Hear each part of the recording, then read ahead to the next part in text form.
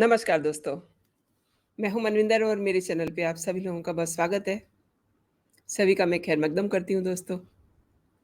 डरो मत, ये स्लोगन उस समय दिया गया था जब राहुल गांधी को गुजरात में कोर्ट ने बुलाया था। तो वो ये कहते हुए वहां गए थे कि डरो मत। हालांकि उसके बाद उनकी सांसदी चली गई। तो डरिए मत, आधी रात को किसी भी ट्रक पे सवार हो जाइए, डरो मत। और राहुल गांधी ने ऐसा ही किया। पहले आप समझिए कि क्या पूरी बात है। और दोस्तों, एक और गुजारिश है, आप पूरी वीडियो देखिएगा। जो दर्शक मुझसे पहली बार मिल रहे हैं, मेरे चैनल पे पहली बार आए हैं, वो मेरा चैनल सब्सक्राइब ज़रूर कर लें, ताकि जो भी मेरा वीडियो हो सबसे पहले आप तक पहुंचे। तो मैं बात कर रही थी आधी रात के तमाशे की, जब राहुल गांधी का एक वीडियो तेजी से सोशल मीडिया पे वायरल हो गया। दरअसल राहुल गांधी अंबाला से चंडीगढ़ का 50 किलोमीटर का सफ़र ट्रक से तय करते हैं। वो दोपहर को दिल्ली से शिमला के लिए निकले थे और राहुल ने इस दौरान ये सोचा कि क्यों ना कोई नया तमाशा कर लिया जाए। तो उन्होंने ट्रक ड्राइवर से बात की, उनकी समस्या सुनी। लेकिन उनके इस तमाशे पर अब सोशल मीडिया पे भी ज़बरदस्त तमाशा शुरू हो चुका है। आप पहले ये फ़ोटोग्राफ्स देखिए कि किस तरीके से वो चढ़े हुए हैं ट्रक पे। और किस तरीके से आप देख सकते हैं कि ये जो ट्रक है, ये ट्रक नहीं लग रहा। इसमें बिसलरी की बॉटल्स हैं, पीछे भी एक सीटिंग का अरेंजमेंट है और काफ़ी झालर वगैरह दिखाई दे रहे हैं, आप देख रहे होंगे। और ऐसा लग रहा है कि जैसे वो किसी लग्ज़री रेस्टोरेंट में बैठे हुए हैं। बस एक स्टीयरिंग दिख रहा है, एक ड्राइवर की तरह दिख रहा है, लेकिन राहुल गांधी बहुत ही मज़े से एक कोज़ी कुशन पे बैठे हुए हैं। हालाँकि इस पे लोगों की नज़र ज़रा कम जाएगी, लेकिन मैं आपको बता दूँ कि ये जो तमाशा है, इस समय सोशल मीडिया पे शुरू हो चुका है। राहुल ने ट्रक को सुबह 5:30 बजे अम्बाला सिटी के श्री मंजी साहिब गुरुद्वारे पे रुकवाया। और इससे पहले उन्होंने सोचा कि क्यों ना कुछ ट्रक ड्राइवर से बात की जाए। और उन्होंने अम्बाला से चंडीगढ़ का सफ़र भी तय किया। और इसी बीच गुरुद्वारा आता है श्री मंजी साहिब, वहाँ पे वो रुकते हैं, गुरुद्वारे में मत्था टेकते हैं। और इसके बाद उन्होंने कुछ कांग्रेसी कार्यकर्ताओं से बात भी की और गुरुद्वारे में उन्होंने लंगर का प्रसाद भी ग्रहण किया। अब उनके इस सोशल अ, स सफ़र का एक वीडियो सोशल मीडिया पे ट्रेंड कर रहा है। कांग्रेस नेता सुप्रिया श्रीनेत ने सोशल मीडिया पे इस वीडियो को शेयर किया है। और उसमें उन्होंने क्या कहा है, ये भी मैं आपको बताती हूँ। कांग्रेस पार्टी के जो मीडिया रिपोर्ट्स हैं, उनका हवाला देते हुए ये कहा गया है कि भारत की सड़कों पे तकरीबन 90 लाख ट्रक ड्राइवर्स हैं। इन सभी लोगों की अपनी समस्याएं हैं और ट्रक ड्राइवर्स की मन की बात सुनने का काम राहुल ने किया है। और राहुल सभी वाहनों के चलाने वाले जो ड्राइवर हैं, ये समझना चाहते हैं कि उनकी दिक्कतें क्या होती हैं उन ड्राइवर्स की। ऑब्वियसली जो इंसान घर से बाहर निकलता है, कुछ ना कुछ परेशानियाँ उन्हें ज़रूर मिलती हैं। हर कोई राहुल गांधी नहीं होता, हर कोई राजा का बेटा नहीं होता जो बहुत मज़े से ट्रैवल करे। तो ये ट्रक ड्राइवर्स होते हैं, इनकी काफ़ी सारी परेशानियाँ होती हैं। और कांग्रेस नेता सुप्रिया श्रीनेत ने राहुल का वीडियो शेयर किया और उन्होंने लिखा कि यूनिवर्सिटी के स्टूडेंट से, खिलाड़ियों से, सिविल सर्विसेज की तैयारी कर रहे युवाओं से, किसानों से, डिलीवरी पार्टनरों से, बस में आम नागरिकों से और अब आधी रात को ट्रक के ड्राइवर से आखिर क्यों मुलाकात कर रहे हैं राहुल गांधी? क्यों वो इस देश के लोगों की बात सुनना चाहते हैं? आपको मैं एक फ़ोटो और दिखाती हूँ। यहाँ देखिए, ये बैठे हुए हैं, लोगों से बात कर रहे हैं।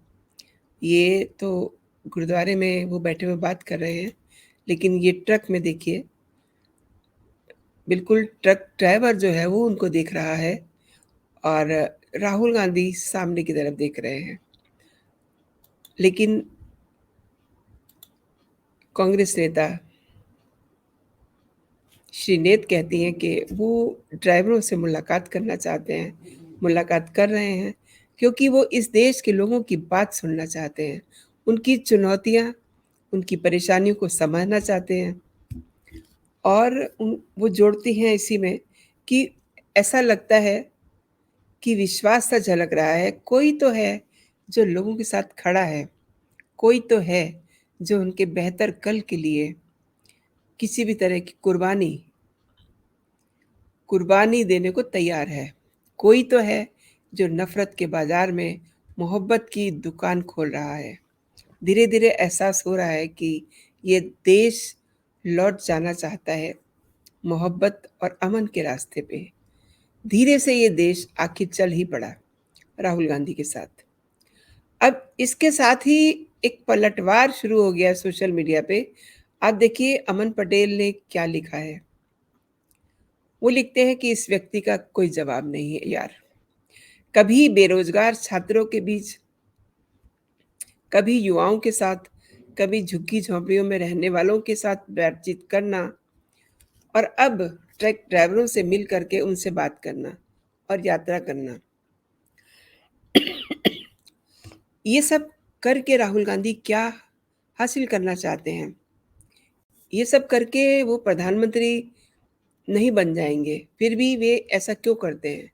जबकि उन्हें राजकुमार की संज्ञा दी जाती है और एक राजकुमार मलिन बस्तियों की महिलाओं, पुरुषों से उनके पास बैठ कर के बातचीत करता है और नागार्जुन के शब्दों में पूछने का मन करता है, घिन तो नहीं आती? जी तो नहीं कुड़ता?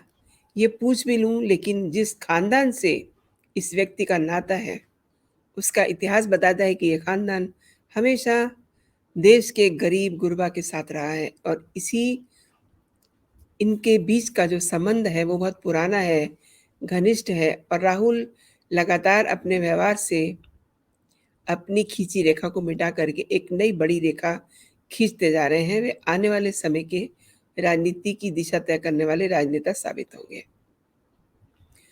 और और बहुत कुछ आपको मैं बताती हूँ।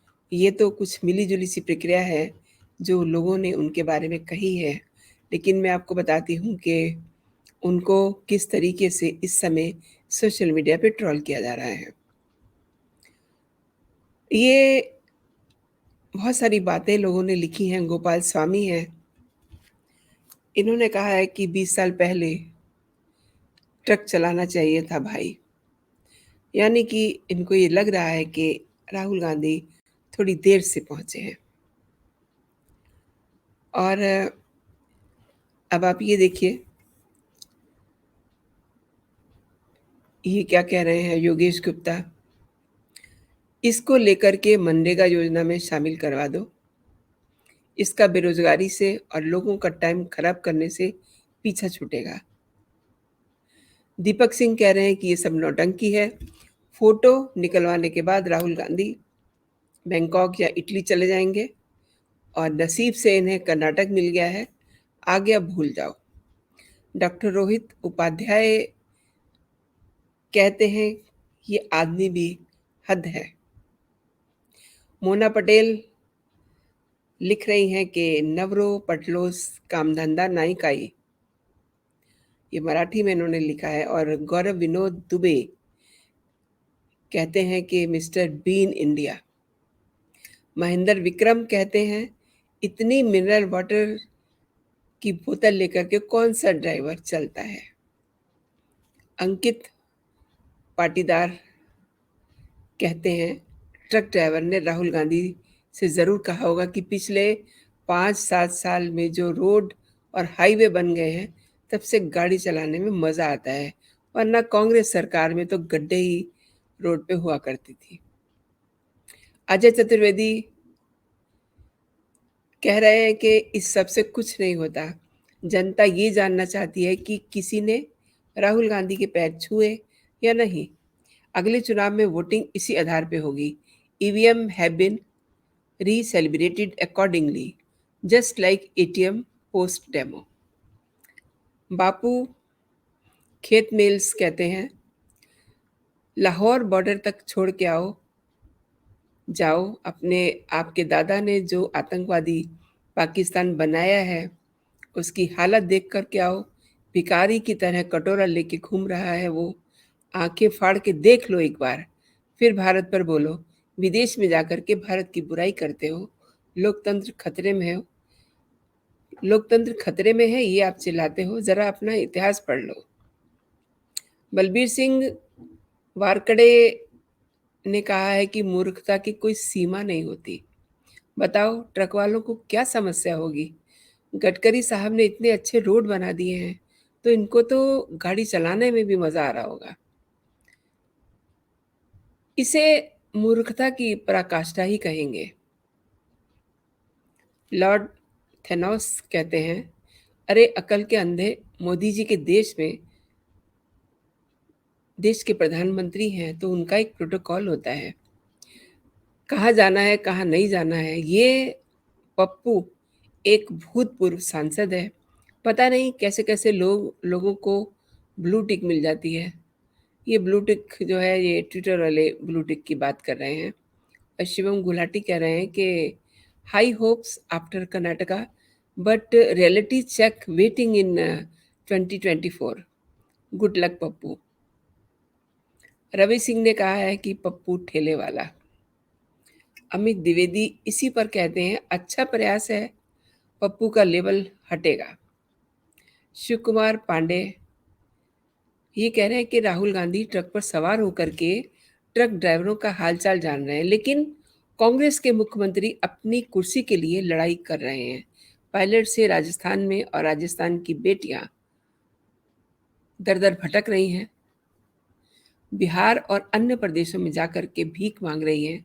राजस्थान की जनता के साथ अन्याय है। आप जान रहे होंगे कि आजकल पायलट और गहलोत के बीच में ठनी हुई है। दोनों एक दूसरे को देखना नहीं चाहते हैं, लेकिन अब करें तो करें क्या। और गहलोत मुख्यमंत्री की कुर्सी नहीं छोड़ेंगे, कांग्रेस भी ये जानती है। इसलिए इन्होंने ये बात कही है कि कुर्सी के लिए लड़ाई कर रहे हैं पायलट राजस्थान में, और राजस्थान की बेटियां दर दर भटक रही हैं और बिहार और दूसरे देशों में जाकर के प्रदेशों में जाकर के भीख मांग रही हैं। विपिन कुमार ने इसी पर लिखा है कि देश को ट्रक बस में उलझा कर रखना चाहते हैं। कभी इन्होंने जहाज के इकोनॉमी क्लास में यात्रा नहीं की, कभी इन्होंने दिल्ली मुंबई जैसे महानगर के रेलवे प्लेटफॉर्म पर कई घंटे पड़े उस यात्री के मन को समझने की कोशिश नहीं की, जो जनरल डब्बे में घुसने के लिए खड़ा रहता है। और ये जो इनका कार्यक्रम है ना, ये कार्यक्रम प्रायोजित है और प्रायोजित कार्यक्रम के ये माहिर हैं। धीरज गौड़ कहते हैं, good to see you working hard, but you should work on your public speaking skills and also stop total corruption in Congress. Be fair and give good opposition to Indian democracy. इन्होंने वाकई में बहुत अच्छी बात की है कि इस समय एक सॉलिड वाला जो अपोजिशन है उसकी तैयारी करनी चाहिए इनको।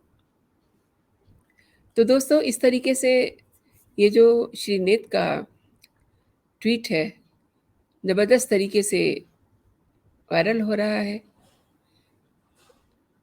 एक बात मैं आपको और बता दूं कि कर्नाटक चुनाव के दौरान राहुल गांधी ने बेंगलुरु में डिलीवरी बॉय के साथ स्कूटर की सवारी की थी। हालांकि उन्होंने बाद में एक रैली में पीएम मोदी पर टिप्पणी करते हुए कहा था कि मोदी जी का रोड शो देखा है ना आपने, खुद गाड़ी पर चलते हैं और बाकी लोगों को पैदल करते हैं। और ये जो इनकी ट्रक यात्रा है ना, इसके बाद आपने देखा कि कैसे लोगों ने इनको हाथों हाथ लिया है।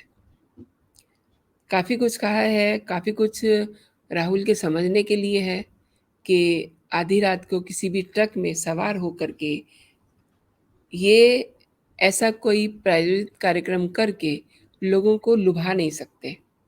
लोग भी सब कुछ समझते हैं, उन्हें पता है कि ये जो ट्रक है, ये ट्रक की आप सीट्स देखिए, इसमें आप लगा हुए एक्सेसरीज़ देखिए, सब कुछ आपको दिखाई देगा कि ये पूरी तरह से प्रायोजित इनका कार्यक्रम था। अच्छा, ये सब इन्होंने कब किया? क्योंकि इन दिनों अ, श्रीमती सोनिया गांधी मसूरी में है और मसूरी में इनका आप घर देखिए।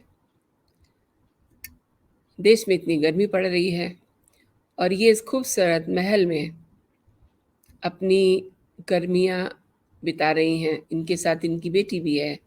ये बेटी ने अपना एक घर बनाया हुआ है ताकि जब गर्मियाँ हों तो यहाँ पर के आकर के ये स्वास्थ्य लाभ भी ले सकें और ठंडक का आनंद भी ले सकें। तो दोस्तों, ये वैसे राजा हैं, लेकिन कभी-कभी गरीब होने का, कभी-कभी गरीबों के दोस्त होने का नाटक ज़रूर करते रहते हैं। क्या कहते हैं आप मेरे इस कंटेंट पे? आज के लिए दोस्तों इतना ही और आप मेरे वीडियोज़ देखते रहिए। और एक बात, आपने ये वीडियो देखा है, इसके लिए धन्यवाद। लेकिन मैं चाहूँगी कि इस वीडियो पे आप अपना कमेंट ज़रूर दीजिए। अपना और अपनों का ख़्याल रखिए। खुश रहिए, स्वस्थ रहिए। जय हिंद, जय भारत।